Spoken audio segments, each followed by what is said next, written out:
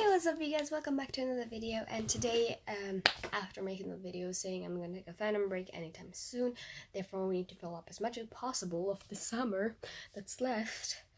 Oh boy, there's only my friend's birthday is tomorrow, or more correctly in about an hour.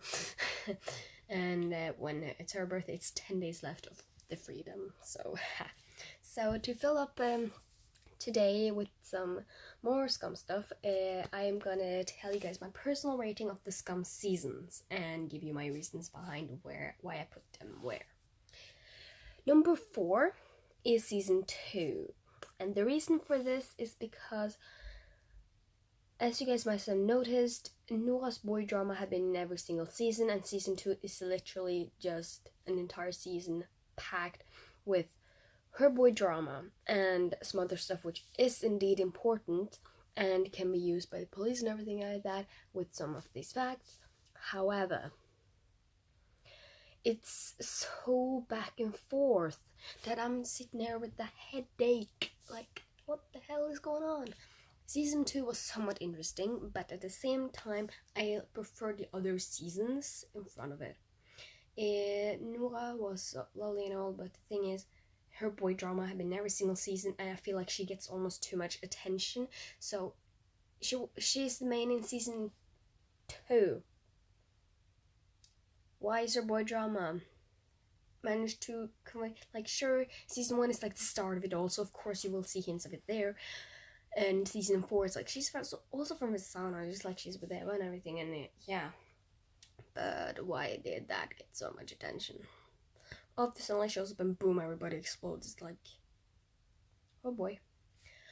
But now my biggest question is, how the hell did her boy drama originally from season 2, which could have stayed in season 2, like we could sure have gotten hints of it in season 4, as she's friends with Sana and everything like that. But how the hell did her boy drama end up in season 3? It's just like, comes home from London, like, what's up? The fuck?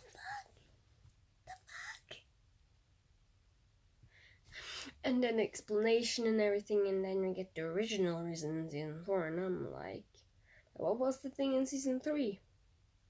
You could have also waited 5 minutes. I know you didn't know that Isaac was about to get kissed by his future husband, but so season 2, so yeah. But the boy drama was in every single season, and season 2 is just packed with the boy drama plus some extra things. The main part is legitimately like about the partying and everything, but that does not come until later, like the fact of thing with Nikolai and stuff. That doesn't come until later. Until after she had gotten sort of together with, like that was after she got together with William and the boy drama. And then they came back. The boy drama was all the time there, and I thought it was so annoying. Moving on, number 3. Season 1. Season 1 is extremely underrated, and honestly, here is season 2 for me, here is season 1, so you might notice out, yeah. However, the reason I liked season 1 better than season 4 is probably and 3 is probably because, no, why I like 4 and 3 better than 1 is probably because I felt more connected through the 3rd and 4th season. The first season was really good. We got to meet all the characters. It was like the beginning of it all, and it was amazing to meet all these people. I remember I thought Isaac was the cutest thing I've ever seen, so I was like, Talia is my precious child. Or Talia and Isaac was like my precious children ever since as I first saw Skam in season 1, when I saw season 1 for the first time. And we get to see Eva struggle with how she puts everybody else in front of her in a way, and therefore she's a Hufflepuff as she was in Hogwarts, which I will actually make a video about later, man. I'm actually gonna make a video about, I've actually started to sort the people in Skam into Hogwarts houses. I am a nerd. Yeah, I'm a nerd. I'm a huge nerd. So, yeah. And how she puts Jonas' feelings front of hers, and how his opinion meant more to her than her own. And we get to see how she, after sometime into season 1, like she gets into a lot of trouble, but then she starts to build up some more confidence, and we see it throughout the seasons, and that's something I like. Okay, we didn't see her much in season 3.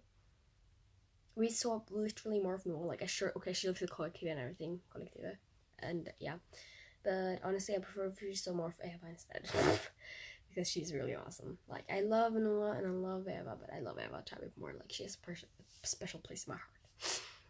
And then it was the fact that when we got to see how her development have happened. Like, she was the main in season 1, and then we see her trouble there, but then we see her development throughout the seasons, except for in season 3, where we get a proper part of this in the last part, like in episode 10, when she talks with Isak, and then we notice how much she has grown and how much more of an adult she became, which I think is lovely and amazing. So I have noticed that season 1 is a really good one. It's when you bake a cake, right, you're gonna need the basics, right? You're gonna need the proper cake, like just up within a band. That main cake is actually the drums and the bass, basically, and the guitars and the piano and everything like that. That's actually just topping, in a way. It's like what's making it pretty. But the cake, it's the good part, right? And that's kind of as well with seasons in series and such, including in Skam. Season 1 is it's like the main, it's like the bottom, you could say, that keeps it together, because it was the beginning of it all. I feel like it's like that. And then it's like you didn't really know what you got into when you was watching the first season, but then it's the fact how it dragged you in and how it made you interested. That made it good, right? And also I love the fact that season 1 was really good. It really was, and it's really underrated, and I hope that we get more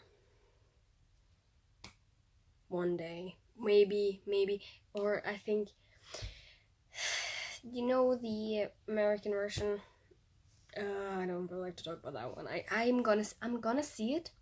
I'm gonna try to see it, and we'll see what's gonna happen. Okay, I might make reaction videos to those. Have I said that earlier? Have I not? I don't think I have.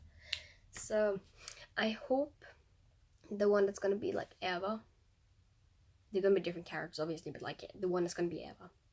I hope that we're gonna see strength, because Eva has a lot of strength. She's a really brave girl after some time, and we have seen this develop throughout season 1, certain times during season 2, how she's become more confident with herself. We saw it at the end of season 3, and we've seen it through season 4 in some ways.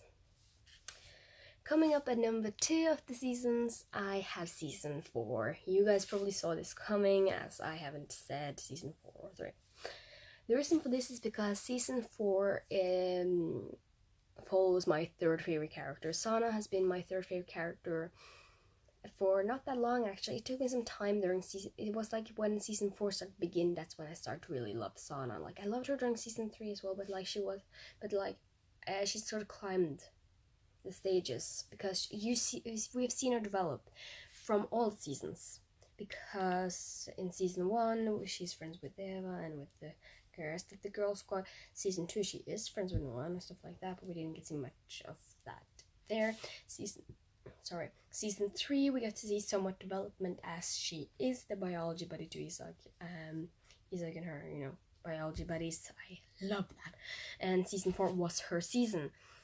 However, I was not pleased with how her season was sort of over with a lot of things, and I didn't like the fact that, okay, we know that sometimes it happens that your friend and your crush maybe get together or something, because you haven't said anything, maybe that you have a thing for him, right? However, I did not like the fact that Nora got so much attention and boy drama, and see, it was back, okay? But as a matter of fact, in season 4, I felt we got more connected to Sana, and the fact that I have friends who are Muslims, and I remember one of my friends during time with Ramadan and stuff. I remember she was really starting to get dizzy at certain times, and I was trying to be very helpful. I remember one time I even, for some odd reason, I had dressed up as Isak. I was like snap bag on and stuff like that, and she needed help, and I was like, I can go with you. Yeah, so I feel like, even though I know the fact they're different from people to people, I feel like when we get to see Sana going through some stuff alongside what it's like for her, right? I feel like I'm sort of got to know a little bit more about the religion, for example, to my friends, to some of my friends, and I feel a lot more, I don't know, I feel more connected to them in a way. Like I can understand them a tad bit more compared to before, as I was really clueless. Even though, yes, I did end up getting a 5, which is a B, and when we had in 9th grade a test about Islam, I ended up getting a 5.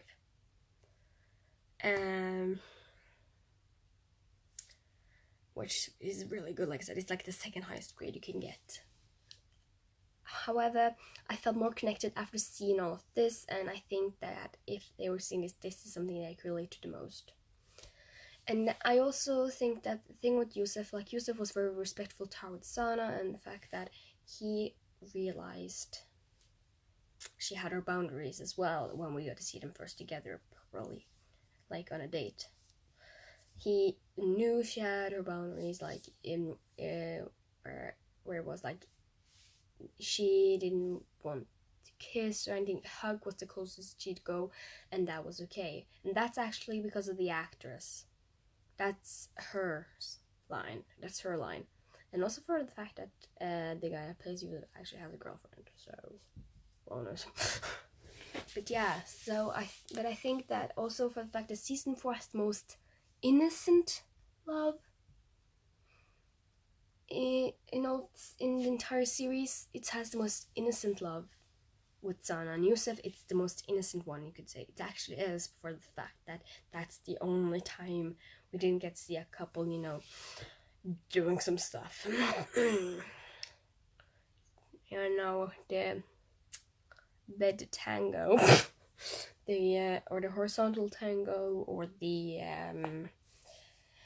naked tango. I'm sorry, but season 4 was the only one that was without this. But at the same time, the topic did come up with the frustration and such. You could notice that sometimes it was like hard for her to listen to Vilde talk about all of this, and having to deal with it.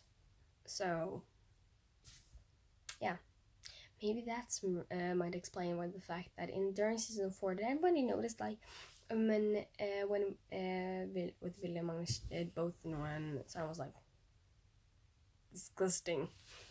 Well, she casually walks into biology class. He's like, and I'm making out by the window, and she just walks in with a smile like, hello. And I'm like, girl, same. I'm not sure if she felt awkward. I don't think she did. So yeah, I thought that was kind of funny. But yeah, I really liked season 4 though, especially the last episode, and I cried during the last episode. Thank you. Oh man, like a personal opinion, Vilde's part was amazing. Not that very happy about Penetrator's part. I feel like if we, like instead of, let me think. Okay, so I know for the fact that if I remember correctly, Vilde was supposed to get her own season. Jonas was meant to get his own season as well.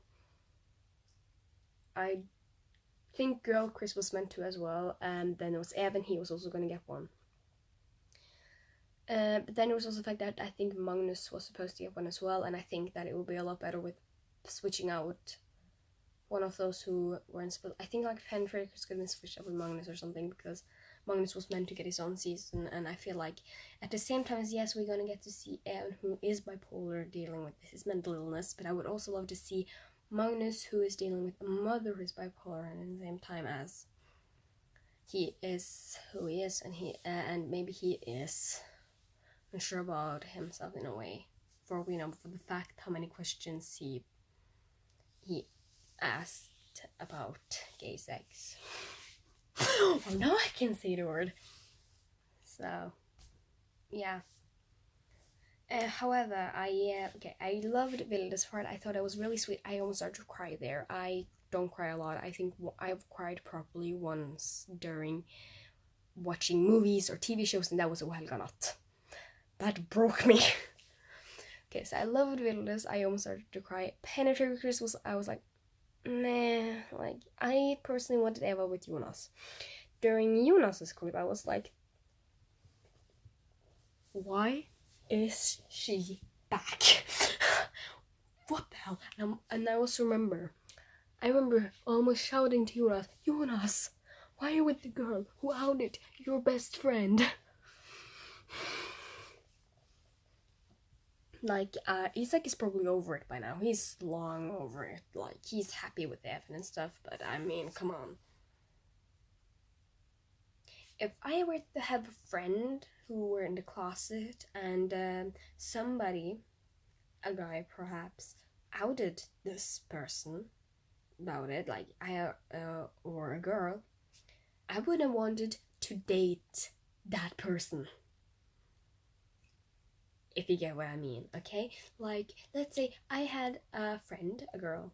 You could say, like, this time we're switching up the world because I'm a girl personally myself, right? So let's say I was in Jonas' position, except for the fact I wouldn't have dated that person who, like that guy or anyone who outed my friend.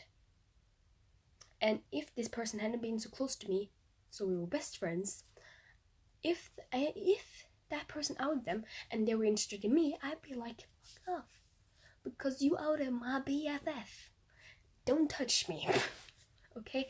Like, they can be over it and they're gonna be like, oh, well, I'm over it, it's fine. I'm gonna be like, yeah, but I'm not, because because they made you get out of the closet. I'm not gonna accept that. Okay? So I would, during Jonas' clip, I was like, why are you with the person who outed your best friend? Jonas, I'm hurt. During Chris Balik's clip, I cried almost as well there because she was so supportive for Velda that she went to doctor school, and I'm like, Skula is back. She's smart and weird. I love it. And I remember being so happy to see this, and I was like, and the fact that she was really a good friend who came to tell about this, how she thought that it was that her friend like didn't have it well at home and stuff like that. I was like, you are some of the best friends I've ever seen. Oh, yeah. Then during the 21st of June on Isaac's birthday, we get Evan, and I remember that was the last day of school for me. And I remember so well all the things that happened that day. That day is memorized in my brain, and it's my own holiday. That is a holiday for me now. I'm not kidding. This is like my Skam Christmas in a way, except without the gifts. But at the same time, I got gifts on the 2017 one. Okay. And the reason for this is because I remember first we got the text message where it stood Money mitt liv and everything like that. As you know, I'm Norwegian, so for me it's easy to read and understand what they're saying on the actual page. And now I remember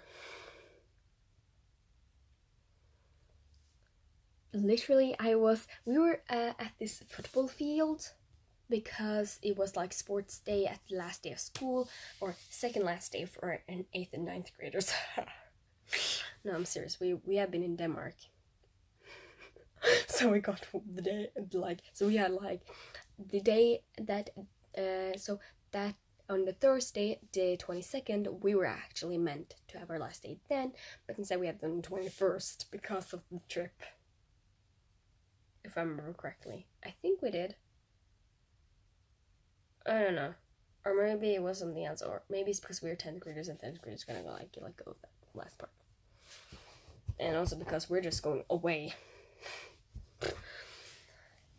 So either way, I remember that very well. I remember seeing that. I was like loading in again. I was with my friend Anna, and you guys probably already know about her if you have seen my videos from before. So we were standing there, and I was just loading in it, and then I saw it. I laid my phone down on the bench, and I ran around it and went, look, and I read, and she was like, oh my god. And then when the video was over, we got the clip.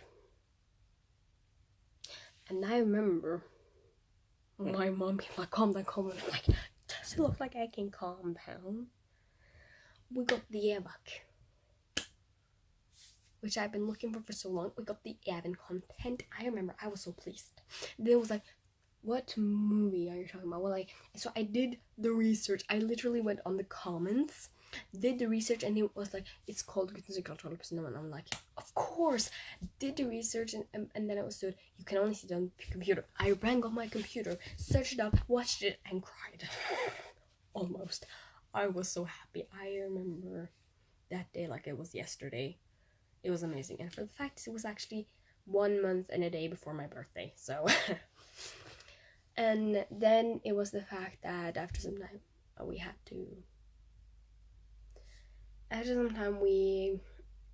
to go to school again, but this time it was to get our final grades, you could say, vitnemålet. And and during that time I had not gotten time to upload the Skam page that day. I'm literally giving you guys the entire story of what happened that day. Wow, I'm so good. Anyways, so what I see is that so I got a notification where the Balloon Squad had uploaded the video, and I watched it to the name, and it wasn't in there now, and that was on there. I was in the bathroom with some of my friends, and then I watched it, and I was like, oh my god. And I watched it probably when I got home. So, and also for the fact I got my diploma with Namal. It's like it's not exactly a diploma. It's like grades. You get your grades back in a way. Yeah, was around was actually like a couple of minutes before Xuan. So I asked my friend if she can screenshot it for me, and she did. And then so I remember when I got home, I went through it and everything, and then I remember seeing the thing with these 11 ways, because I was like I love you, and I'm like the fact that those two have gotten so far that they have said jeg elsker deg, which means a lot more than just I love you in English, okay? Because in Norway we have jeg glad i deg eller jeg elsker deg, okay? Jeg elsker deg is stronger than I love you, in my opinion. It's saying I am in love with you, which would be more correct in English, because that's more powerful, I think. Yeah, so that's it. And so I freaking love the Evan day. I was so pleased. And for the fact we didn't not just get the Eva content, we got also Evan content as himself. And we got some stories where he got to tell his story himself in a way during the Hyperscreen video. And also for the fact that I loved it when Elias was like, you're cute together, and I'm like, yes they are. Because the fact that it's true. Where were we? Right, and it was the Thursday, it was William, my mom was pleased. I was like, Also for the fact that I think they finally realized that, okay, Nohelm is not the biggest ship. Finally realized that, and we've gotten enough of the boy drama, so it's like, when we got the William, it was like the clip, a couple of text messages done. They were like, there are so many Emma shippers here. Evan would be very extra on his 6th birthday. Boom! Best moment ever. Oh my god. Then it was a Friday with Eskil and Lynn, and I remember I was this close to crying. I had to see it on Feudly's channel because I was in Rome at the time. We had traveled on a Friday actually to Rome. So I had to see it on Feudalist's channel on YouTube with texting, and I was not pleased with that. But I did see it again when I got home, and I did not watch the last clip until it had gone about a week because I was not prepared for this. Hell no. And then I watched it with my mom, and when we watched it, and then we watched the entire, as a whole, episode, and we cried. That's basically what we did. I remember I was, oh man. And then it was the fact we realized it was the viewer's point of view at last time, and that was the best part of season 4. I loved season 4 so much for all of those things. And see how much I talked about season 4 now? Be prepared for how long I'm going to talk about season 3. I think I'm going to need an entire video just me talking about season 3. Anyways, we're going to move to my number 1 now, as I'm done talking about the episode 10 of season 4 and some facts. I realized I have managed to connect a lot of stuff to season 3 actually during this video already. Number 1, season 3. And a lot of guys are gonna be like, oh, it's because of Ebak being cute, isn't it? No. Surprise, motherfucker. No, it's actually because I am a panromantic girl. I had to, not long ago, as a matter of fact, this summer was when I did it. I talked with my grandma about sexuality, and she told me about, I think it was like my mom's cousin, I think. I'm not really sure. He came out as gay, and my great grandma on my grandpa's side, I think it was, she had been so mad. She was like, this is not right, and everything like that. And my grandma said, why isn't it? Like, he is still the same person, even though he's gay. It's just his sexuality that's different from what they were used to. He's gay now. Or he's gay, so that's good for him. Then I told her the story of how I was panromantic, and I told her kind of my processing. I thought I was bisexual at one point. Now I realize I'm panromantic. Don't know about the sexual part, as I don't really know. And she was like, yeah, but that's okay. So I know what it's like to come out of the closet in a way. I know it's harder to come out as 100% gay, but it's actually equally hard. I realized that a lot of that coming out as gay is more natural now than coming out as bi or as pan. And I was so proud of Isaac when he came out, but the fact that he kind of got dragged out of it in a way was making me mad with Emma. But I loved it season 3. As a part of the LGBTQ plus community, you feel more connected to it. I remember watching this and feeling more connected to Isaac, as Isaac was my favorite character from before. I felt like I could always connect to him the most out of all of the characters. I always have, I probably always will, and the reason is because I have never really felt that. I have never seen like having a crush on my best friend and then they're dating someone. That haven't happened to me. Or like, no, I did actually have, sort of. I had a mini crush on this one guy. We were together, I think, in like 1st grade. And then in like 3rd, I think it was with my friend. And I was still crushing on him until like 4th grade. Oh man. But it was worse for Isaac, as he was crushing on a guy and he's a guy himself. I'm not going to say the name, I just thought it was a really coincidental letter. Her name is and the fact that I was closer to both of them. Anyways. Yeah. And I felt like I could connect with Isaac a lot more. And then it was the fact, I think after some time he got over his crush on Jonas and stuff, and then we had to see Evan coming into his life and just stole his heart all of a sudden. Me with my crush. And then it was the fact that I remember taking a test saying who I was in Skam, and that was Evan. And I did actually notice why, as I was surprisingly had my similarities with both of the guys, and I felt like I could connect with both of them in different areas.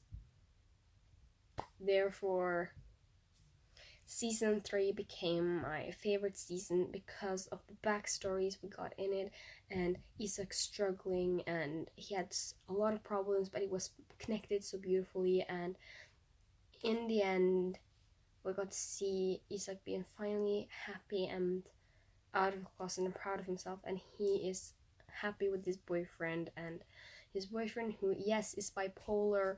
And I personally have always had a huge, like, I've always really felt, how should I say, like, I always looked up, like, I've had this,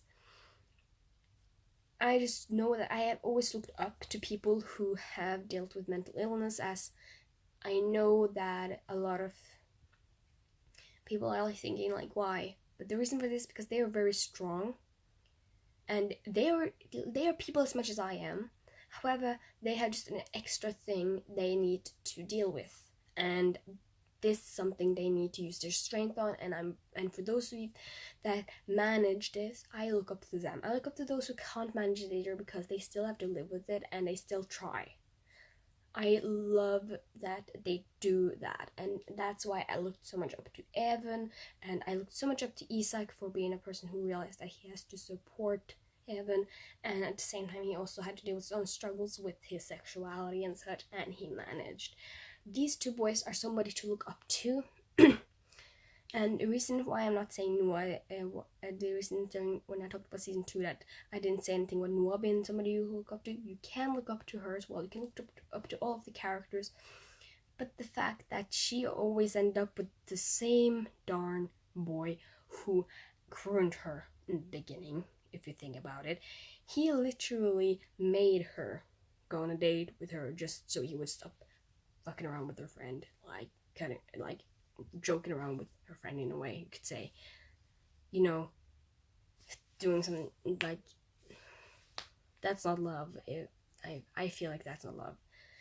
But then it was the fact that I felt like Isak and Evan's relationship was really real, and the fact that I shipped it because the actors' connection, the natural connection between Henrik and Talia was so strong that I could feel it through the screen, and it went through the characters, and therefore you see how well Evan and Isak go together.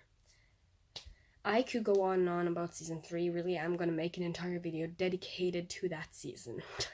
So guys, I will see you all later, and I will make as soon another video talking about season 3. Bye!